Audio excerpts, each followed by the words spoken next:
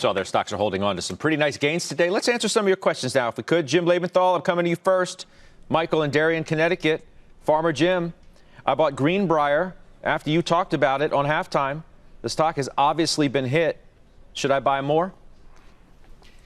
This little baby's coming back. Look, they released earnings yesterday, and they're doing everything that they should be doing, all right? They're cutting unnecessary CapEx.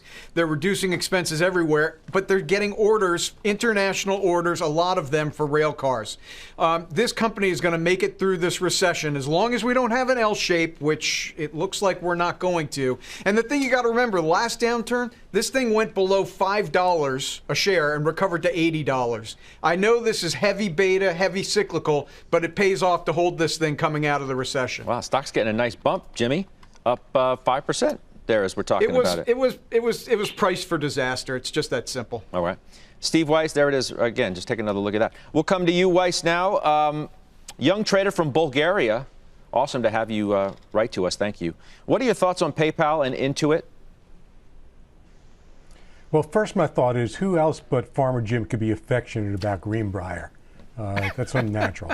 In terms of those stocks, look, I think they're going to be winners and losers. PayPal is a good company. They'll come back. Square, I think they're going to be a little under the weather, so to speak, for an extended period of time, because small business, medium-sized business. Intuit should also do well as the economy comes back.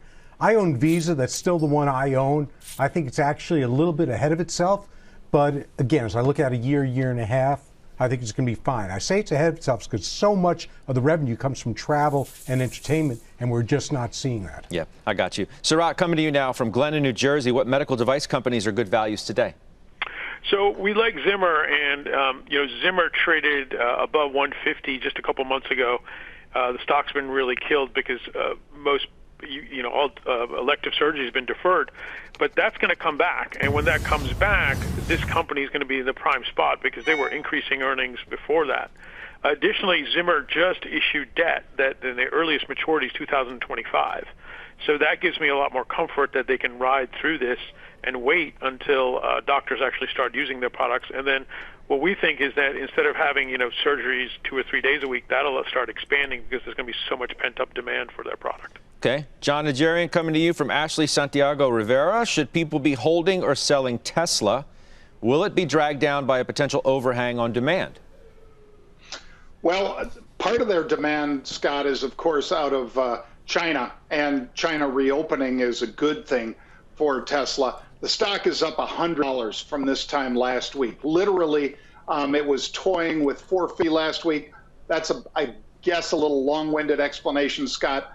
After this run, I sold the May 550 calls. I got almost $60 for the calls against calls that I own, Scott. And I think that's just like a gift from the trading gods. So I would hold it, and I am holding. All right, Megan, lastly, coming to you from Srini in Pittsburgh, Pennsylvania. What do you advise someone who's totally in cash, fortunately pulled out of the market in February 2020 in retirement accounts?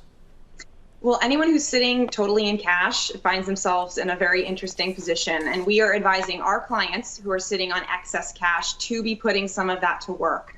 Generally, what we would advise is not to put it all in on any one particular day, but depending on your risk tolerance and your time horizon, split it up into a few pieces, maybe 3 or 4, and put it in over a period of 2 to 4 months. And actually, what we would also advise is setting up a schedule. Take some of the guesswork out of it, because trying to time the bottom is a fool's errand.